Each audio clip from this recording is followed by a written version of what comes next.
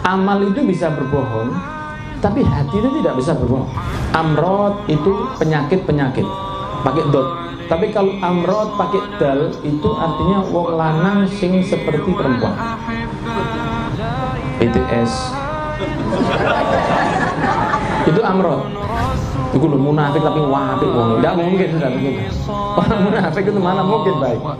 Abdullah bin Ubay, musuh Nabi Muhammad SAW. Itu kalau di depan Rasulullah, waduh, Yesus, menjilat. Jadi bahasa Indonesia itu mengatok.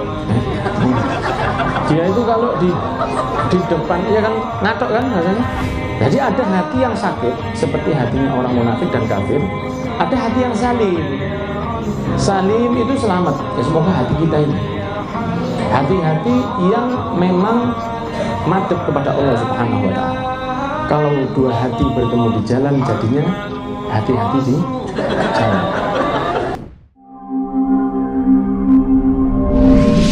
Cahaya Islam, channel Islami lintas madhab. Assalamualaikum warahmatullahi wabarakatuh. Alhamdulillahirrahmani arsala bil huda wa dini haqqin mustafahu Ahmad. Allahumma salli wa sallim ala sayyidina Muhammadin salatan taghfiru biha jami'ad dzunub wa ala alihi wa sahbihi wa tabi'ina wa man bihadihi muqtada. Asyhadu an la ilaha illallah wa anna sayyidana Muhammadan abduhu wa rasuluhu sayyidil ajami wal arab. Amma ba'd. Para asatid yang mungkin hadir, hadirin hadirat, calon jamaah haji yang dirahmati oleh Allah, puji syukur pada sore hari ini bisa berjumpa dalam keadaan sehat walafiat dan di cuaca yang sangat luar biasa. Syahdu, semoga diberi panjang umur, sehat selamat ya. Khususnya teman-teman yang ada di Rumah Warna juga. Dan topik kita ada hubungannya dengan keyakinan kepada Allah Subhanahu wa Ta'ala. Allah Subhanahu wa Ta'ala berfirman, A'udzubillahi minasyaitonirrajim, tentang hari kiamat. Yauma la yanfa'u malun wala banun illa man atallaha biqalbin salim. Hari kiamat itu adalah hari di mana tidak ada manfaat harta atau anak atau keluarga kecuali mereka yang datang kepada Allah dengan hati yang selamat, dengan hati yang baik. Di dalam sebuah hadisnya Nabi Muhammad SAW bersabda, Innallaha la yanzuru ila qulubikum wala ila suwarikum, Innallaha la yanzuru ila ajsamikum wala ila suwarikum walakin yanzuru ila qulubikum wa a'malikum. Diriwayatkan Imam Muslim. Ada sebuah ada ayatnya, ada hadisnya. Di yang lain Allah juga berfirman, Qad aflaha man hazzakaha wa qad khaba man dassaha. Telah rugi orang yang merusak hati dan telah untung orang yang mensucikan hati. Sehingga hati itu adalah tempat dipandang oleh Allah Subhanahu wa Ta'ala. Fisik itu tidak menjadi satu acuan orang itu selamat atau tidak. Ini setiap hari riwah-riwingin terus saja. Saya ini baru mendarat kok langsung di ini. Mungkin dicurigai aku residivis, iya residivis. Jadi hadirin dan hadirat dirahmati oleh Allah bahwa hati itu tempat dipandang oleh Allah. Sehingga hati yang baik itu berhak untuk mendapatkan yang baik. Jika fisik yang dilihat oleh Allah, maka kita ini orang Indonesia mungkin yang terakhir masuk surga setelah orang-orang yang ada di Eropa. Karena mereka fisiknya lebih baik, tubuhnya lebih tinggi, matanya warnanya biru, ada yang abu-abu, kadang putih juga. Dengan fisik yang lebih baik, tinggi, ganteng, kulit putih, rambutnya pirang. Kalau kita kan pirang hiji. Jadi beda. Fisik itu mereka lebih baik. Biasa. Sahabat Abdullah bin Mas'ud dan luar biasa. Maka Allah tidak melihat fisik, tapi Allah melihat pada hati. Yang kemana-mana sandal Rasul dibawa dengan pakaiannya yang baik. Itu tingginya sama dengan sahabat lain kalau dia berdiri, sama dengan sahabat lain kalau duduk. Ya, jadi kalau beliau berdiri, itu sahabat duduk, itu tingginya sama. Berarti kan enggak, saya tidak mau nyebut. Tapi jadi seorang yang luar biasa. Makanya hati ini dibersihkan sebaik-baiknya, karena hati inilah tempat untuk yakin kepada Allah. Orang bisa mengatakan saya itu ke Allah luar biasa, saya itu sholatnya begini, saya itu amal saya begini, tapi hati itu tidak bisa berbohong. Amal itu bisa berbohong, tapi hati itu tidak bisa berbohong. Saya bisa saja pura-pura sholat, Allahu Akbar, padahal ngadep etan. Misalnya saya pura-pura sholat, bisa tubuh saya pura-pura sholat, padahal hati saya sedang tidak sholat, itu bisa. Saya tidak pakai niat, saya tidak pakai wudhu, saya pura-pura biar dilihat ketokane kok yo, saya pura-pura sholat. Bisa, tapi hati saya Allah tahu, dan Allah tidak bisa dibohongi. Hati itu tidak bisa berbohong. Kalau amal bisa bohong, tapi hati tidak bisa bohong. Allah tahu hati kita dan bagaimana niat kita, dan itulah yang dijadikan sebagai tolak ukur seseorang itu selamat atau tidak. Sehingga dikatakan oleh Allah seperti yang saya sampaikan tadi, yauma la yanfa'u malun wala banun illa man atallaha biqalbin salim. Tidak akan manfaat harta, tahta dan semuanya kecuali yang datang kepada Allah dengan hati yang selamat atau hati yang sehat. Karena di ayat yang lain Allah juga berfirman, fi qulubihim maradun fazadahumullahu maradun. Ada orang munafik dan kafir itu yang hatinya sakit. Marad itu sakit, pakai dot. Marodo itu sakit. Amrod itu penyakit, pakai dot. Tapi kalau amrod pakai dal itu artinya wong lanang sing seperti perempuan. BTS.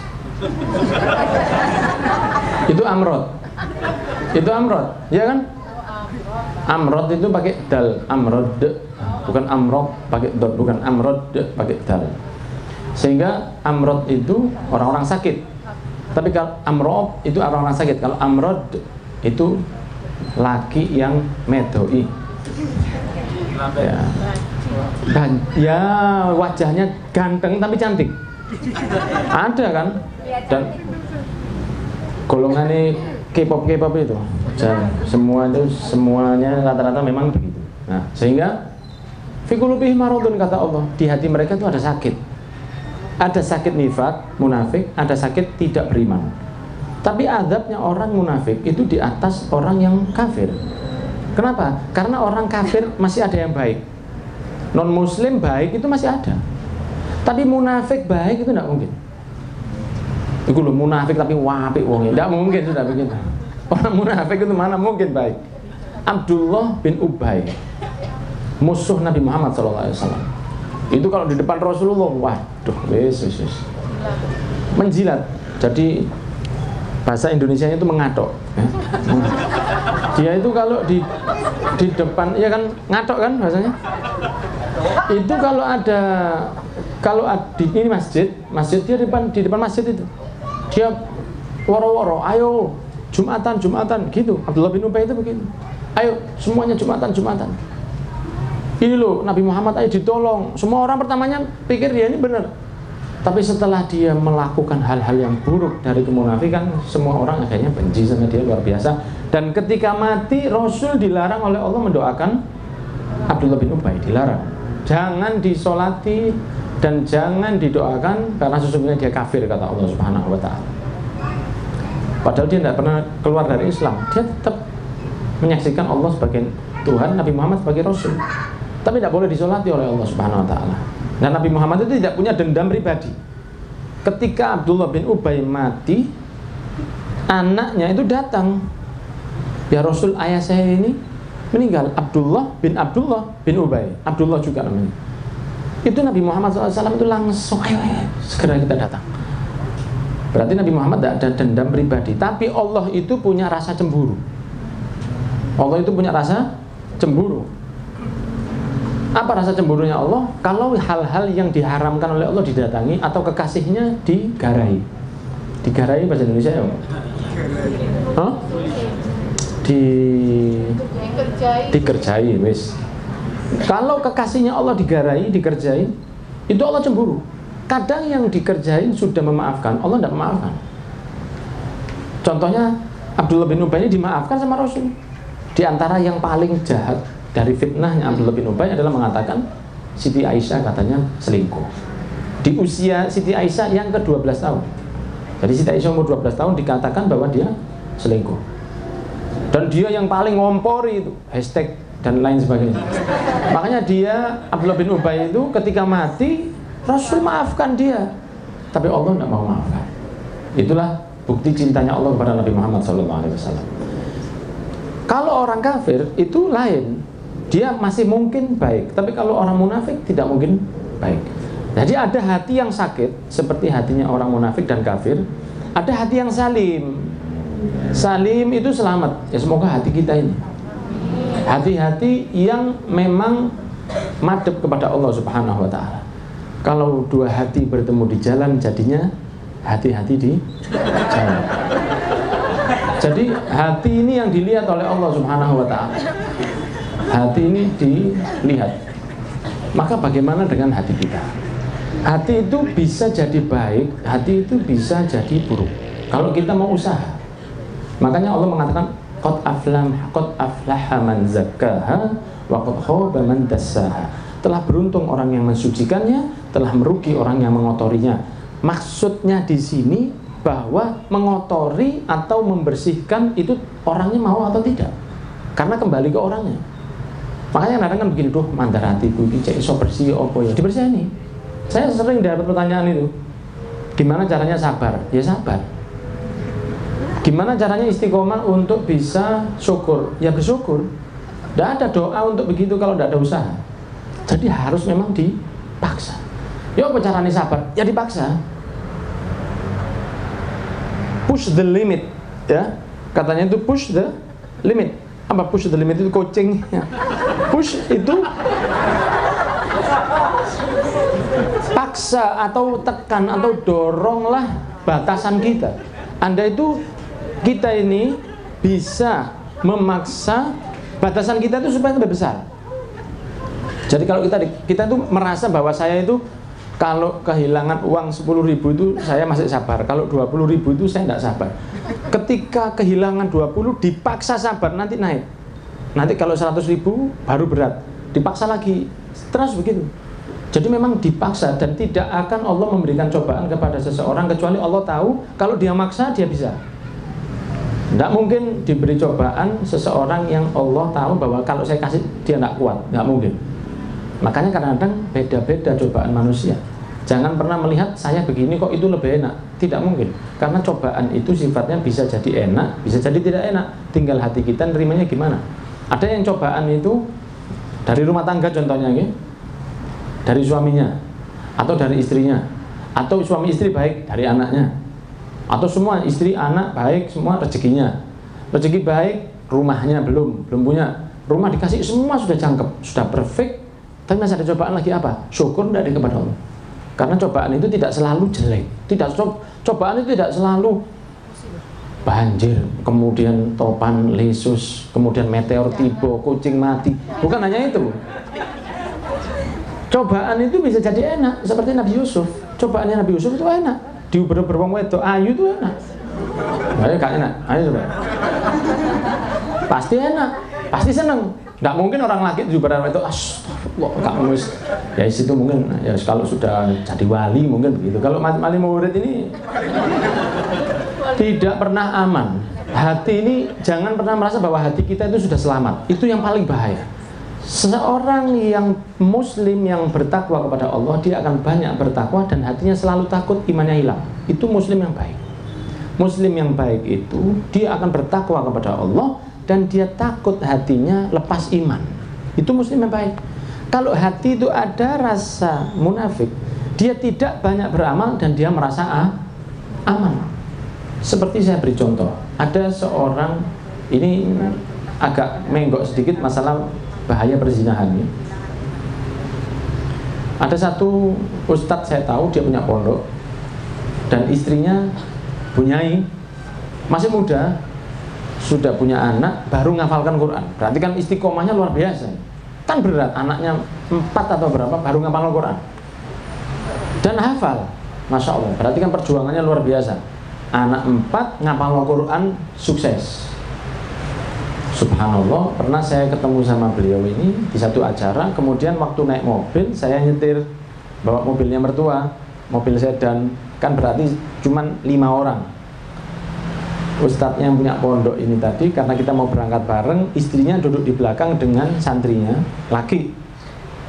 Si ustadz duduk di depan. Saya bilang, loh ustadz, keliru duduknya ustadz. Oh gimana? Mestinya istri sampean suruh duduk sebelah saya. Jenengan itu duduk di belakang, santri jenengan yang laki suruh duduk sama saya. Loh, kan nanti saya tidak nemenin jenengan. Loh, ojo masalah ngoncoi. Ini di belakang bisa cubit-cubitan nanti ini.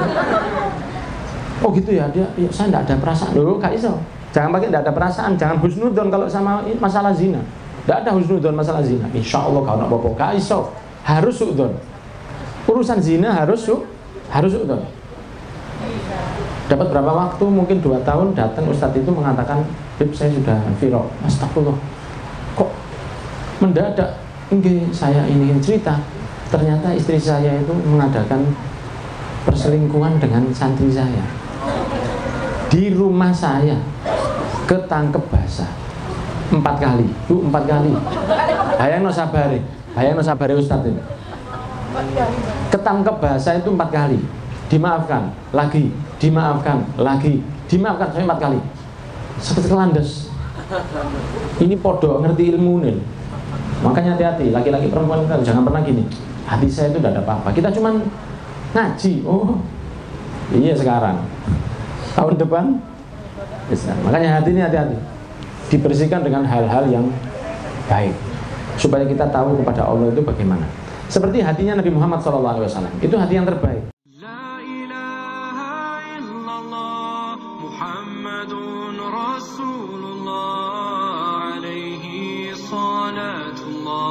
وآله والأحبة لا إله إلا الله محمد رسول الله